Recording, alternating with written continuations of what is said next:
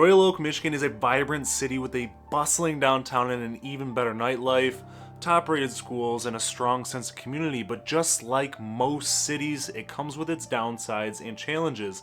These are the details you're going to want to make note of. When we think of Royal Oak, we think about the walkable downtown area, the nightlife when all the nearby cities are sleeping, the close-knit living, the location and how it's beautifully situated right on the Woodward corridor, and it's close to all the wonderful cities and offerings in Metro Detroit that we all know and love, the nearby expressways, while being less than 15 miles from downtown Detroit. Outside of all that, what is there an actual need to know? Well, you need to know it all, of course, and everything in between, so let this video be your one-stop shop for all things Royal Oak, Michigan. For starters, to set the framework, Royal Oak is located in Oakland County and is 11.79 square miles in size with a population of 57,500 people. Then there's Royal Oak Township, which most people probably didn't know existed. It was established in 1833 as your typical 36 square mile township, but as Hazel Park, Ferndale, Oak Park, Madison Heights, Pleasant Ridge, Huntington Woods, Royal Oak of course, Berkeley, and Clawson finally incorporated, the township began shrinking to protect themselves from annexation. They became a charter township in 1972. It's Michigan's smallest charter township by area, coming in at a whopping 0.55 square miles with a population of right around 2,400 people, and is pretty much just a little chunk of Ferndale at this point. While on the topic of population, historically speaking, Royal Oak peaked in population in the 1970s with a whopping 86,200 people, and the population continues to decline at a rate of 0.34% annually, according to the World Population Review. The question is, why? Well, just like Detroit in the 70s, the D was roaring, and it's known there was a mass exodus following that time period, and the revitalization continues to happen present day. But why is a place like Royal Oak still losing population? And to answer that, you have to think about the dynamic lifestyle that Royal Oak creates. It's not this big metro area, and it's not a sleeper town either. So you have this middle of the road area that is Royal Oak. It has the offerings, which increases the amount of people flooding to the area, not only to live, but to frequently visit.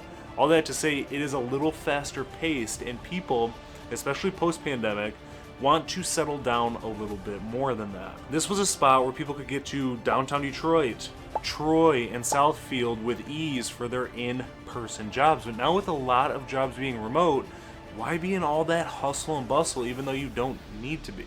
And I feel the same way. I like having the ability to live outside of Royal Oak, but visit on occasion without being headfirst in that city, close-knit, neighbor sneezes, I say bless you living.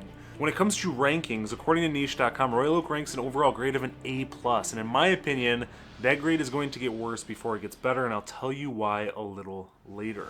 The city also ranks number 2 of 338 best suburbs for young professionals in Michigan, number 12 of 804 best places for young professionals in Michigan, and number 16 of 338 best suburbs to live in Michigan.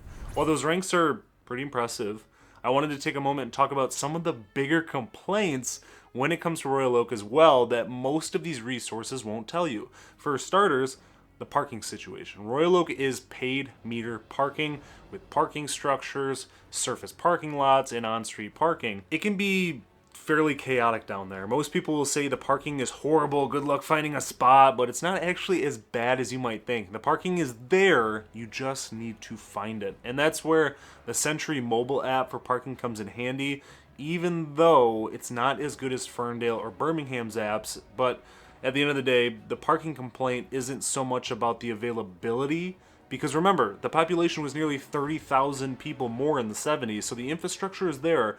It's more so about the software for parking and the wrongfully given parking tickets due to the bad software. Luckily, the city of Royal Oak acknowledged this and canceled their contract with the meter company they are using now that will end in December of 2025, which is a breath of fresh air for everyone who lives and visits the area. Other locals will say, just get into the garage and don't deal with the cluster of street parking, parallel parking, and the weird parking spots. The downtown is so walkable, which helps no matter where the parking is at. Staying on the topic of parking, another complaint is with how much parking options there are, that it's taking away from the aesthetic and small town feel the city once had, and it takes away from the ability to add some new exciting things to the town, and I hear that 100%. You'd think this place would be one big old crowded concrete jungle, and maybe it's starting to feel that way. But believe it or not, Royal Oak has been a part of the National Arbor Day Foundation's Tree City USA since 1976 for their tree planting program efforts, allowing residents to request a tree to be planted in the easement between the sidewalk and the street. And there's nothing better than a nice tree-lined street in a neighborhood, but for you folks looking at homes with old, big, gorgeous, and established trees in that easement area, just do me a favor, do yourself a favor, and get a sewer scope when you're buying a home, because those roots like to beat up sewer lines quite a bit, and it's a costly fix you don't really think about until your basements are filled with you know what. And speaking of sewers, stormwater management is a big, big talking point in Royal Oak. There's literally a stormwater task force to combat infrastructure issues by changing out basin covers and utilizing rain gardens to help offset some of the stormwater runoff into the sewers. Arguing against that concrete jungle point I made earlier, Royal Oak is practically bursting at the seams with over 50 parks. So many that you're never more than a frisbee toss away from green space, whether you're looking for a quiet stroll through a nature escape in Quickstead Park, Wagner Park, Star JC Park, Warden Park, or Red Run Park, Royal Oak's got a patch of grass with your name on it. Some people have also complained about the lack of things to do in Royal Oak, so I figured I would dish out everything and just let you decide that. So Royal Oak is packed with things to do, in my opinion at least.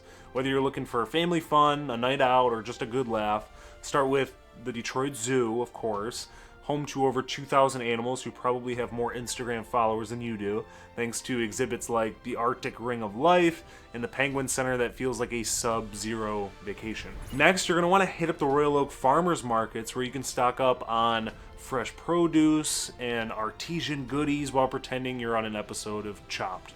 For entertainment, the Royal Oak Music Theater hosts concerts and comedy shows that attract big names and even bigger crowds. And if you're feeling fancy, catch a play at the Stagecrafters Baldwin Theater, where the community puts on amazing productions. And if life's stressors have you craving laughter therapy, head to Mark Ridley's Comedy Castle, a legendary spot that's launched the careers of comedic icons like Tim Allen. I'd say the offerings are fairly diverse in Royal Oak, but it may not be enough for you to have something different to do every day of the month, and that's where the events come in too. I'd say the city is a hub of vibrant events and festivals that keep the community buzzing year-round. Every Labor Day weekend, the city throws Arts, Beats, and Eats, a celebration so packed with art, music, and food that it might as well be a cardio workout. Seriously though, with hundreds of thousands of attendees, you'll burn calories just walking from one food truck to the next. In mid-August, car enthusiasts flock to Woodward Dream Cruise, the world's largest one-day automotive event where classic cars parade downtown Woodward Avenue, offering this nostalgic trip down memory lane. Then we got ourselves, during October, brings the Royal Oak Spooktacular, a family-friendly Halloween event featuring trick-or-treating, costume contests, and festive activities that transform downtown into a Halloween haven. For dog lovers, Barktoberfest in September combines craft beer, live music, and canine-centric activities, including a Halloween costume contest and wiener dog races, of course. Among things to do and events, there's also the restaurants that I believe are so underrated, because Royal Oak is known so much for its nightlife that the focus tends to be on the cool atmospheres where you can get a drink, and not so much where you can get the best food. When it comes to restaurants in Royal Oak, Michigan, I'd call this spot a foodie haven, brimming with diverse culinary experiences, because you can start your adventure at the Redcoat Tavern, where the retro vibes and their iconic Piedmontese hamburger make it a must-visit for burger enthusiasts. For a touch of upscale Italian dining, Diamato's has been serving timeless classics paired with an extensive wine list for 2 decades. If fresh seafood is your craving, Tom's Oyster Bar is definitely a standout in downtown Royal Oak, offering that indulgent dish like lobster fries and bourbon glazed scallops that are sure to impress anybody who likes seafood. Meanwhile, Ronin Sushi takes you on a flavor journey with premium sushi rolls like the cha-cha roll and the crispy rice spicy tuna. For a more relaxed setting, Lily's Seafood Grill and Brewery definitely delights with its cracker-crusted Great Lakes whitefish and house-made microbrews. Jim Brady's blends history and modernness with Detroit favorites like the Charlie Brown Burger and 7 Mile Caesar salad served in a stylish, welcoming type atmosphere. If late night eats are more your style, OWL serves up bold, this American Mexican flavors with hits like their fried chicken sandwich. For rooftop vibes, head to Pinky's Rooftop, where they have these very inventive cocktails like the dancing raspberries and desserts like the beauty school dropout, and they're served with these really cool views of downtown Royal Oak. Mesa Tacos and Tequila rounds out the mix with its authentic Mexican food and impressive tequila selection, perfect for quite a lively evening, I would say. Whether you're in the mood for sushi, burgers, seafood, or Italian cuisine, Royal Oak's diverse dining scene has something for everyone, really. Just bring your appetite and maybe a pair of stretchy pants. From Royal Oak's great location, great rankings, things to do, events, restaurants, and bustling downtown, I wanted to focus on home prices and property taxes while incorporating the schools in the area too, which is very, very important when it comes to your affordability. So do yourself a favor and stick around. Starting with the home prices, taking a look at this graph provided by the MLS showing the average sale price over the last 3 years with the entire MLS in blue, the city of Royal Oak in green, and the little baby Royal Oak Township in yellow. In just 3-ish years, the city of Royal Oak's average home price has jumped nearly $100,000, coming in at just over $386,000. This was one of the many areas that was hit extremely hard with bidding wars and chaos during the buyer demand boom that followed the pandemic.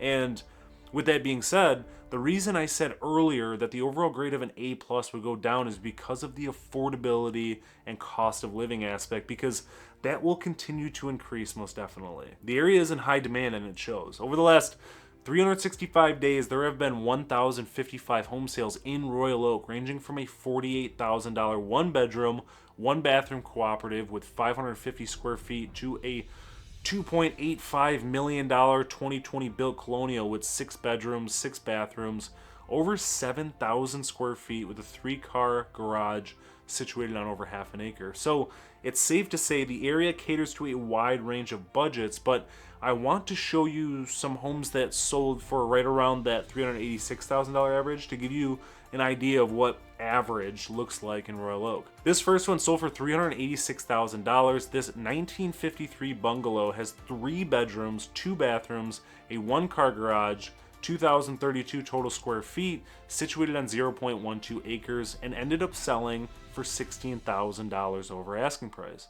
The next one is a $386,500 ranch that was built in 1971 with 3 bedrooms, 3 bathrooms, 2,147 square feet, a 2-car garage, and situated on 0.17 acres. With those visuals in mind, I want to break down what your property taxes would be, but in order to do that, I need to talk about the schools because that will affect your property tax rate. Royal Oak has 3 school districts: Royal Oak Schools, Berkeley Schools, and Clawson Schools, and I will link more information to the schools in the description below too.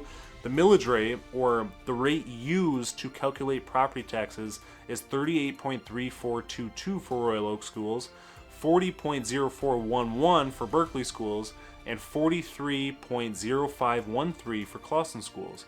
In order to get a high estimate for property taxes, you take 50% of the sale price and multiply it by the millage rate and divide it by 1,000. So using $386,000 as the average in this example, 50% of that is $193,000. $193,000 multiplied by 38.3422 and divided by 1,000 for Royal Oak Schools is 7,404 cents. That same equation using 40.0411 for Berkeley Schools is $7,727.93, And that equation for 43.0513 for Clawson schools is $8,308.90. And as I say in every single video, this is a high estimate. Most assessors will do this formula utilizing the current state equalized value of the home, or SEV, and that would be for a lower, more financially ideal estimate, of course, but I want you to plan for the worst to ensure no property tax jump will ruin your affordability after you purchased the home. Although it may not seem like it to some, Royal Oak, Michigan is working to improve its way of life, and it's something you can see looking at their master plan that outlines their plans until the year 2050.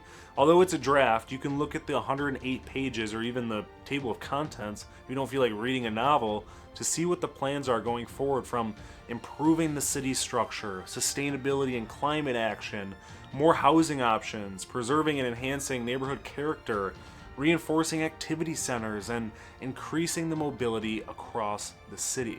For those of you watching, what are your thoughts on Royal Oak, Michigan? Would you live here? Why or why not? Drop your comments below. If you're thinking about moving to Michigan in one day or a million, feel free to reach out anytime. I also have a link to the Living in Michigan newsletter to give you insight on all things Michigan, so be sure to subscribe so you never miss out. Thanks for watching. Till next time.